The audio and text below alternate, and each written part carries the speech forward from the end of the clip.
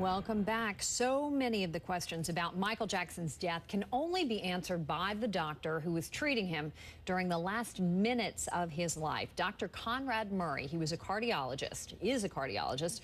Murray met for several hours this weekend with detectives from the LA Police Department, and his legal team insists he has done nothing wrong. Dr. Murray's attorney, Ed Chernoff, tells us more. He is tonight's newsmaker. Listen. There have been so many questions about what happened, so let me ask you to start by just giving us a timeline of the moments leading up to Michael Jackson's death. What was happening with your client? Okay, well, sometime before noon, Dr. Murray walked in to Michael Jackson's bedroom and saw that he wasn't breathing. He went over to him, make sure that that was the case, that he wasn't breathing. It was an emergency situation to him because he didn't expect that to occur. Of course, he tried to feel for a pulse. He felt a very weak pulse, felt that the body was warm, and then immediately started CPR on Michael Jackson to try to revive him. One of the basic questions has been about the CPR. You know, basic CPR, you generally do it on a hard surface like the floor. Let's listen just for a moment to a little bit of that 911 call. Is he on the floor? Where's he at right now? He's on the bed, sir. He's on the bed. Okay, let's get him on the floor. Okay. Okay, let's get him down to the floor. I'm going to help you with CPR right now. So why was Dr. Murray doing CPR on the bed? He was doing CPR on the bed because the situation demanded it at the time. Michael Jackson was in bed where he was presumably sleeping. The doctor felt it was important to immediately start administering CPR. Michael Jackson's a very, I don't want to say frail, but a very, very small, thin man. Dr. Murray is a large man, a very, very tall. He put his hand underneath Michael Jackson's back to brace it and held him there and compressed with his other hand. He checked to make sure that there was compression and that blood was flowing, and it was. And that's how he began the CPR process. It was reported it took more than 20 minutes from the time that Dr. Murray found Jackson to the time that that 911 call was made. Why? What took so long? Right. You know, and Dr. Murray performed CPR for all of those 25 minutes or so until emergency personnel came. In the Jackson house, in Michael Jackson's room, there is no phone, there's no landline, so to speak, and so there's no way to call 911 and have an automated system determine where the call is coming from. Dr. Murray had his cell phone, but he did not know the precise address of Michael Jackson's home. He knew how to get there. He generally knew what road it was on, but he didn't know the precise address, and so he couldn't use the cell phone. He called security from his cell phone while administering CPR, and there was no answer.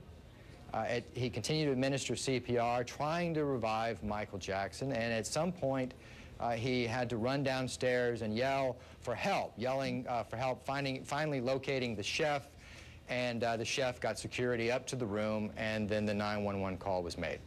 Now, you have said in a couple of interviews now that Dr. Murray never prescribed or administered Demerol or Oxycontin, these very potent narcotics. Did he prescribe any other narcotics? I will say this. What he prescribed during the 2-month period of time that he was with Michael Jackson as his private physician was prescribed specifically for medical conditions or medical complaints, and was prescribed appropriately, indicated for those complaints. And so just to be clear, are you talking about narcotics? Yeah, there are no narcotics. Campbell, I can't go into what we believe that Michael Jackson had consumed that night, had ingested that night, because we have an agreement with LAPD not to go into that until toxicology comes back. But I believe when toxicology comes back, you're not going to find narcotics in his system at all. No, there's nothing that occurred that night or that morning that would have led Dr. Murray to believe that Michael Jackson would suffer any heart failure or respiratory failure.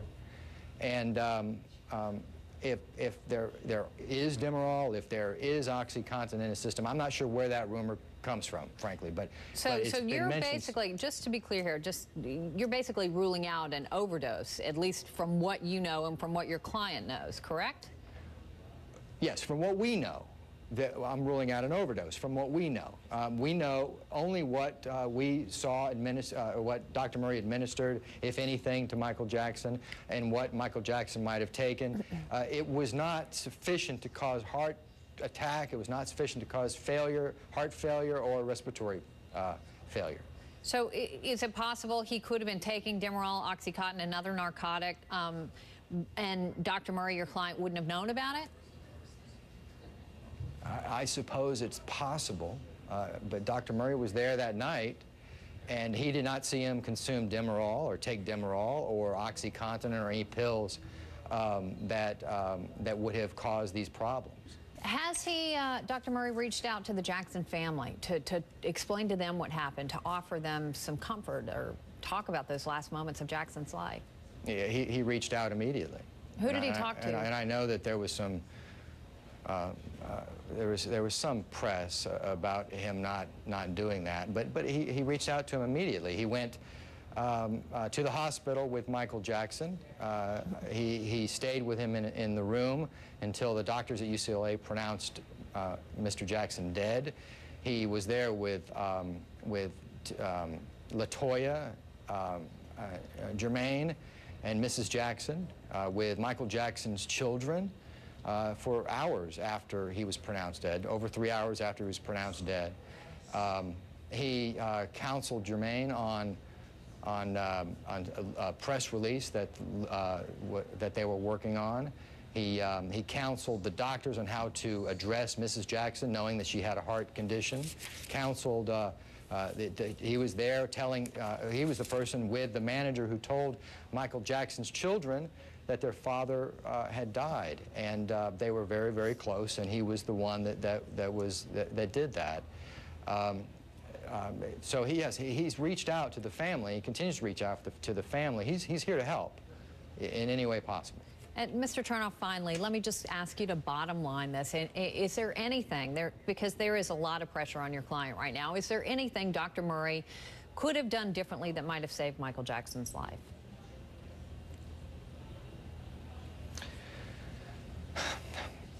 I'm sure he asks himself that question all the time, and that's one of the reasons that we're trying to cooperate as much as we are with the LA Police Department and the medical examiner's office.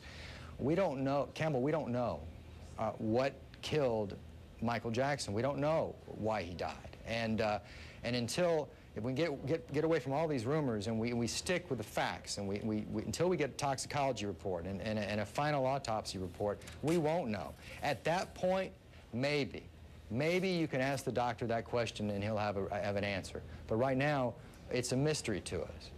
We are the ones, Dr. Murray's the one who requested an autopsy report. He's the one who first suggested to the family to get an autopsy. Once that was requested, then they followed his advice, and they did request an autopsy. And once that autopsy comes back, then we're going to know. All right, Ed Chernoff. Mr. Chernoff, of course, the attorney representing Michael Jackson's doctor. I really appreciate your time tonight. Thanks so much. Thank you, Campbell.